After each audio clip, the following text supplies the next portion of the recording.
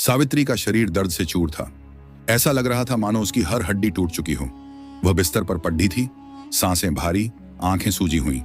उस रात दो आदमियों ने उसकी सारी हदें पार कर दी थीं। वह सिर्फ एक ग्राहक के साथ आई थी, लेकिन उसने अपने साथी को भी बुला लिया। दोनों ने उसे जानवरों की तरह नोचा। सावित्री ने विरोध किया, चीखी, लेकिन नोटों की बारिश ने उसकी आवाज दबा दी। ये नोट ही थे जो उसे हर बार इस नर्क में खींच लाते थे। किसी तरह उसने खुद को समेटा, फटी साधी को ठीक किया, ब्लाउज में बिखरे नोट ठूंसे और उस खंडहर नुमा मकान से बाहर निकली। बाहर सुनसान रास्ता था, दूर दूर तक कोई नहीं। यह शहर से कटा हुआ इलाका था, जहां सिर्फ अंधेरा और खामोशी रहती थी। सावित्री के पैर लड़खड़ा रहे थे, फिर भी वह चल पड़ी। घर में उसकी बूढ़ी माँ इंतजार कर रही होगी। अगर वह नहीं पहुंची तो खाना नहीं बनेगा और दोनों भूखे रह जाएंगे। सावित्री इस धंधे में अपनी मर्जी से नहीं उतरी थी। उसका पति मंगल उसे छोड़ डटकर किसी और के साथ चला गया था। मंगल से उसकी शादी तब हुई थी जब वह मुश्किल से 17 साल की थी। गरीबी ने उसे स्कूल से छीन लिया था। उसके पिता की मौत के बाद माँ ने सिलाई करके उसे पाला था। घर चलाने की जिम्मेदारी सावित्री पर थी। बाजार से सब्जी लाना, राशन की दुकान से अनाज ले आना। एक दिन जब वह बाजार से लौट रही थी, उसकी साइकिल एक स्कूटर से टकरा गई। स्कूटर पर सवार था नीलेश, एक हंसमुख सौम्य लड़का। अरे, तुम ठीक तो हो? नीलेश ने घबराते हुए पूछा, सावित्री को उठाते हुए। हाँ, बस थोड़ा सा, सावित्री ने शर्माते हुए कहा। मेरी गलती थी, ध्यान नहीं दिया। मैं नीलेश, और तुम? सावित्री, उसने जवाब दिया, और फिर दोनों मुस्कुरा पड़े हैं। उसके बाद उनकी मुलाकातें बढ़ने लगी। नीलेश उसे छोटी छोटी चीजें लाकर देता, कभी एक गुलाब, कभी एक कंगन।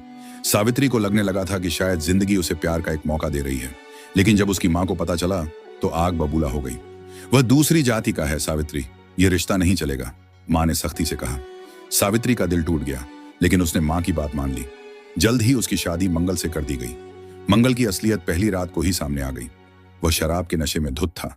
उसने सावित्री को इस तरह दबोचा मानो वह कोई बेजान चीज हो। सावित्री रात भर सिसकती रही, लेकिन मंगल को कोई फर्क नहीं पड़ा। हालात बद से बदतर होते गए। मंगल ने उस पर हाथ उठाना शुरू कर दिया। एक दिन उसने सावित्री को घर से निकाल दिया, यह कहकर कि वह बेकार है। सच तो यह था कि मंगल को कोई और मिल चुकी थी। सावित्री और उसकी माँ के पास अब कुछ नहीं बचा था। माँ की बीमारी बढ़ती जा रही थी और घर में राशन खत्म हो चुका था। सावित्री ने किराने की दुकान के मालिक रमेश से उधार मांगा। रमेश ने उसकी मजबूरी का फायदा उठाया। उसने राशन के बदले सावित्री से वह मांग लिया जो कोई औरत अपनी मर्जी से कभी नहीं देती। सावित्री ने पहले मना किया, लेकिन भूख और माँ की दवाइयों की जरूरत ने उसे झुका दिया। एक बार यह सिलसिला शुरू हुआ तो रुकने का नाम नहीं लिया। धीरे धीरे वह इस दलदल में फंसती चली गई। हर रात वह अपने आत्मसम्मान को बेचती और हर सुबह खुद से नफरत करती। लेकिन उस रात कुछ अलग था। जब वह उस सुनसान रास्ते पर चल रही थी, तभी किसी ने उसका नाम पुकारा, सावित्री। वह पलटी और सामने नीलेश खड़ा था। उसकी आंखों में वही पुरानी चमक थी, लेकिन चेहरा हैरानी से भरा हुआ। तुम यहां क्या कर रही हो? नीलेश ने हकलाते हुए पूछा। सावित्री का दिल धक से रह गया। वह क्या जवाब देती? उसने नजरें झुका ली। बस यूं ही। नीलेश ने उसकी आंखों में कुछ पढ़ लिया। चलो पास के ढाबे पर बैठकर चाय पीते हैं। वे ढाबे पर बैठे।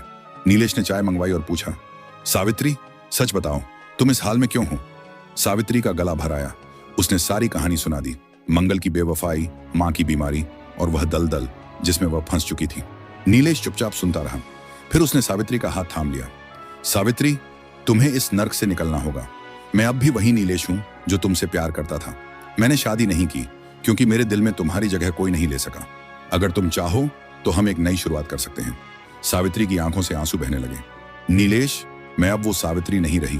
मैं गंदी हो चुकी हूं, तुम्हारे लायक नहीं। नीलेश ने गंभीरता से कहा, हालात ने तुम्हें मजबूर किया, लेकिन तुम्हारा दिल अब भी वही है। अगर तुम चाहो तो सब बदल सकता है। मैं इंतजार करूंगा। तभी ढाबे के बाहर एक जीप रुकी। एक आदमी ने सावित्री को देखकर इशारा किया, चल सावित्री, टाइम वेस्ट मत कर। सावित्री ने उसकी तरफ देखा, फिर नीलेश की तरफ। उसकी आंखों में एक तूफान उठ रहा था। नीलेश की बातें उसके दिमाग में गूंज रही थीं। सब बदल सकता है। नहीं, सावित्री ने धीमे से कहा। क्या मतलब नहीं? चल ना, आदमी चिल्लाया। सावित्री ने अपने ब्लाउज से नोट निकाले और उन्हें जमीन पर फेंक दिया। अब और नहीं। उसकी आवाज में एक अजीब सी ताकत थी। आदमी गुस्से में जीप स्टार्ट करके चला गया। सावित्री सड़डडाक के किनारे बैठ गई। उसका शरीर कांप रहा था, लेकिन दिल में एक अजीब सी राहत थी। नीलेश ने उसका कंधा थामा। तुमने सही किया सावित्री। उस रात सावित्री नीलेश के साथ उसके छोटे से घर गई। वहां कोई शोर नहीं था, कोई घूरती नजरें नहीं थीं। अगली सुबह जब वह जागी तो उसे यकीन नहीं हुआ कि वह अब भी उसी दुनिया में है।